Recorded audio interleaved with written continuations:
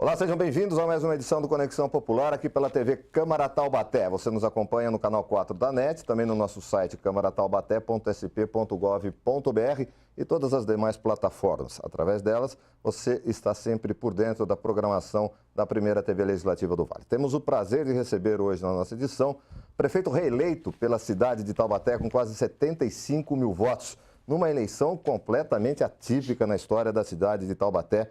O prefeito reeleito Ortiz Júnior vai para o seu segundo mandato a partir do dia 1º de janeiro. Já reassumiu a prefeitura depois de reformulada uma decisão do Tribunal Superior Eleitoral que o reconduziu, depois de 99 dias, à função de prefeito da cidade de Taubaté, maior cargo político da cidade de Taubaté. Prefeito, satisfação recebê-lo aqui mais uma vez na TV Câmara. Obrigado, Miguel. Obrigado, Luiz. Está aqui à nossa direita. Obrigado a você, ao telespectador. É uma boa oportunidade para vir aqui falar um pouco mais de futuro, falar um pouco mais do que a gente fez e, obviamente, planejar a aplicação do plano de governo. Afinal de contas, as pessoas votaram na esperança de que esse plano de governo pudesse mais uma vez ser consolidado e melhorar a vida da cidade. Então, é um grande prazer estar aqui. Prazer é nosso. Luiz Carlos Batista, sempre conosco, assessor de imprensa da Câmara Municipal de Taubaté também. Falando de futuro, prefeito, mas não é possível que a gente não fale um pouco do passado. Na questão um pouco do emocional, inclusive, o senhor se sente como agora? Batalha vencida, guerra vencida, depois de todo esse processo, o senhor teve essa condição jurídica pendente durante os 4 anos do seu primeiro mandato e, finalmente, agora, ao término desses 4 anos, o senhor tem toda a sua situação jurídica resolvida e também abalizada pelo Tribunal Superior Eleitoral. A sensação que o senhor tem hoje para os próximos 4 anos, aí sim falando de futuro, é de maior tranquilidade? É um misto. Primeiro, uma sensação grande de alívio. Eu sempre disse isso, debati muito isso na campanha eleitoral e dizia que o Tribunal Superior Eleitoral deveria tomar uma decisão definitiva rapidamente. Não aconteceu tão rápido, obviamente.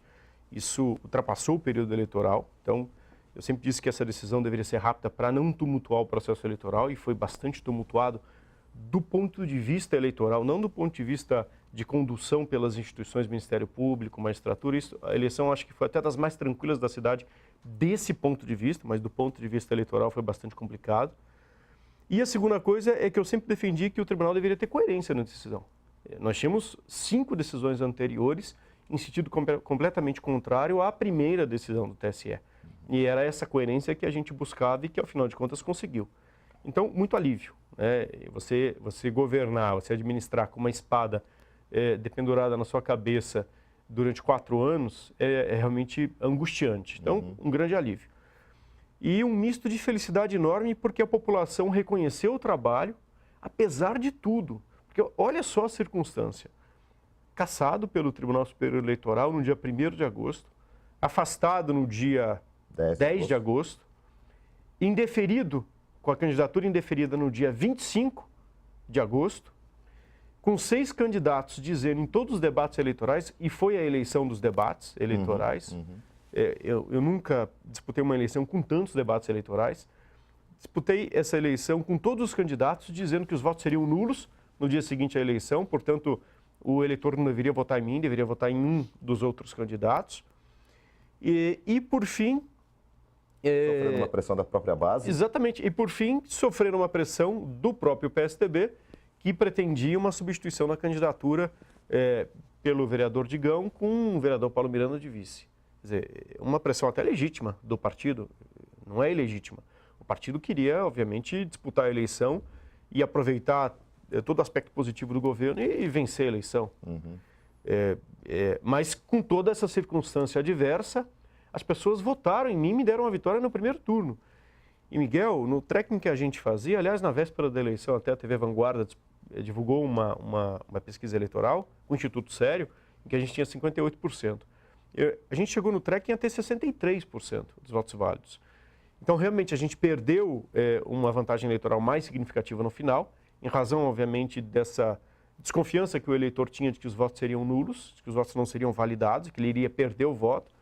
Isso aumentou o bloco de nulo, aumentou o bloco de branco, aumentou a abstenção E eu acho que no final também o Saud herdou uma parte dessa votação, no final, talvez na última semana. Mas mesmo assim eu tive quase 75 mil votos, a maior votação nominal no primeiro turno, numa eleição de Taubaté. Então, esse misto de satisfação, porque as pessoas reconheceram o trabalho, um misto de alívio, porque a questão jurídica se resolveu em definitivo, mas também uma enorme responsabilidade, porque toda essa confiança da população gera, como consequência, uma dupla responsabilidade. A responsabilidade que eu tinha no primeiro mandato de fazer a cidade melhorar, ela é agora reforçada por uma decisão da população no dia 2 de outubro, com toda essa circunstância adversa. Então agora muito mais responsabilidade de fazer as coisas andarem na cidade. Luiz Carlos. Olá. Miguel Prefeito, hoje exatamente está fazendo 6 anos e meio que nós fizemos o primeiro Conexão, né? Foi no dia 31 de maio de 2010. E nesses 6 anos e meio, pudemos entrevistar muitas personalidades, vereadores, e nunca tivemos, Miguel e eu, mesmo servidores da casa, nunca tivemos pressão, alguma censura, né? Mas devo confessar que essa semana o senhor Miguel Cáter tentou me censurar aqui no Conexão. No dia 28 de manhã, ele me disse, não vem você e o Júnior fazer brincadeirinha de Palmeiras. E eu vou fazer assim, nós somos campeão, senhor corintiano, entendeu? O senhor não vai me boicotar no segundo... O momento não é para festa, Luiz Carlos. No penúltimo... O momento não é para festa, depois da tragédia que aconteceu. Entendeu? Então, chupa Palmeiras. Hoje será o meu penúltimo programa aqui. Né? Depois a gente vai entrevistar o presidente da Câmara e vou me aposentar. Quer dizer, a partir de janeiro eu sou um aposentado. Será um eterno convidado, prefeito. Prefeito, o senhor falou dessa candidatura indeferida e o senhor insistiu muito e a impressão que a gente tinha é que ninguém acreditava, que o senhor estava forçando muito a barra, né? Então, de duas uma, o senhor ganharia essa batalha jurídica, seria eleito prefeito e vai ser empossado, ou o seu futuro político poderia estar comprometido. Ou seja, se o senhor fosse, a candidatura fosse indeferida, se o senhor perdesse na última instância lá, o senhor poderia ter uma vida política encurtada, porque o senhor prejudicaria o partido nesse sentido. O partido não teria tempo, talvez, de fazer um candidato. O senhor vê nesse sentido, quer dizer, o senhor que fé que moveu o senhor para ir até o final, a ponto de, na minha opinião, até prejudicar o seu futuro político? Desejo de combater essa injustiça. A decisão do tribunal era muito injusta. Não tinha sentido fazer um julgamento por abuso de poder político e econômico a partir da única prova material que existia no processo, que era um suposto cheque emitido de R$33 mil, 1 ano e 2 meses antes da eleição. Quer dizer, olha a consequência de um raciocínio jurídico, de uma interpretação completamente fora da interpretação que o Tribunal Superior Eleitoral toda a vida deu. O que o Tribunal Superior Eleitoral diz de abuso de poder econômico numa campanha eleitoral? Tem de haver um recurso financeiro, lícito ou ilícito, não importa, mas esse recurso tem que ser empregado na eleição e tem que causar um desequilíbrio entre os candidatos, a ponto de um dos candidatos vencer a eleição a partir desse abuso de poder econômico. A gente está falando de um cheque dado em junho do ano anterior à eleição. E ainda o tribunal extrapola um pouco agora a interpretação, nos últimos anos, estabelecendo que o abuso deve ser mensurado, inclusive, no ano da eleição. Então, a eleição foi em 2012, nos 3 meses de 2012, aquela eleição ainda foi de 90 dias. E a partir de janeiro poderia se interpretar que haveria aí uma conduta de abuso. Agora, falar num abuso, 1 ano e 2 meses antes da eleição, num cheque de R$33 mil, uma eleição que custou R$1,5 milhão, não tem lógica, né? É absolutamente que foi, no final, o que prevaleceu entre os 4 ministros do TSE. Então, o desejo de combater a injustiça. A decisão era absolutamente injusta. Teve um ministro que falou que não tem evidência nenhuma que esse valor interferiu no processo eleitoral. E mais, não havia evidência nenhuma de que o cheque foi emitido para mim, porque não foi emitido para mim.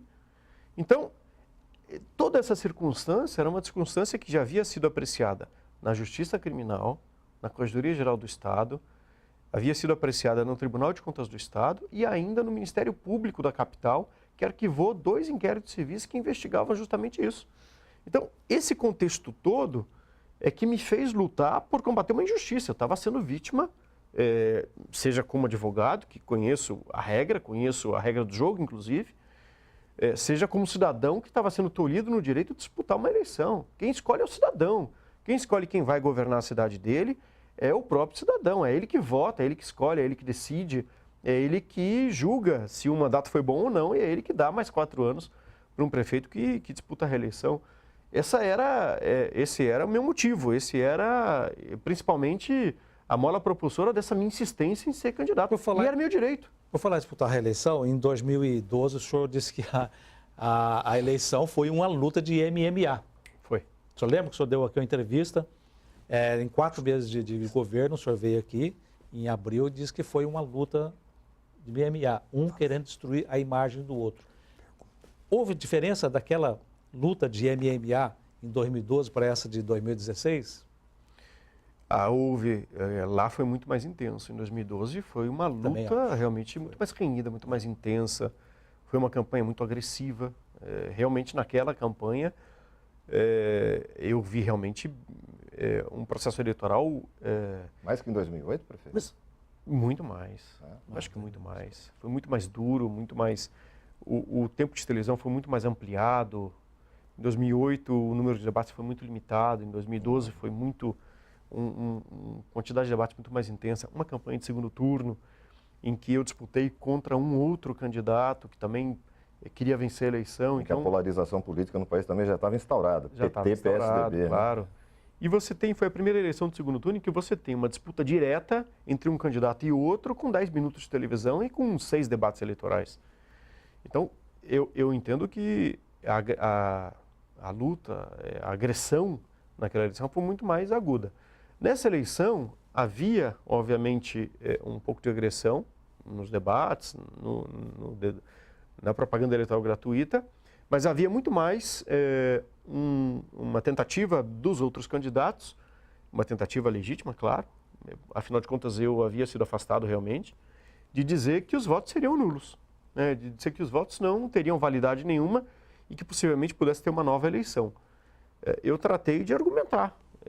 Nesse contexto, eu tratei de argumentar e dizendo o seguinte, olha, tem que esperar uma palavra final do TSE, tem que esperar se vai haver uma nova eleição, se eu vencer no primeiro turno, nenhum dos outros candidatos vai ao segundo turno, obviamente, porque vai ter uma nova eleição, e no final das contas quem vai decidir é o cidadão, é ele que vai dizer o prefeito eleito, não é a justiça que vai dizer o prefeito eleito, não é o tapetão, não é a ação judicial, é realmente o cidadão que vai poder votar numa segunda oportunidade, caso o TSE não confirmasse a reversão do julgamento. Muito bom. Vamos ao nosso primeiro intervalo. Voltamos na sequência com o prefeito reeleito da cidade de Taubaté, Ortiz Júnior, do PSDB. Voltamos já.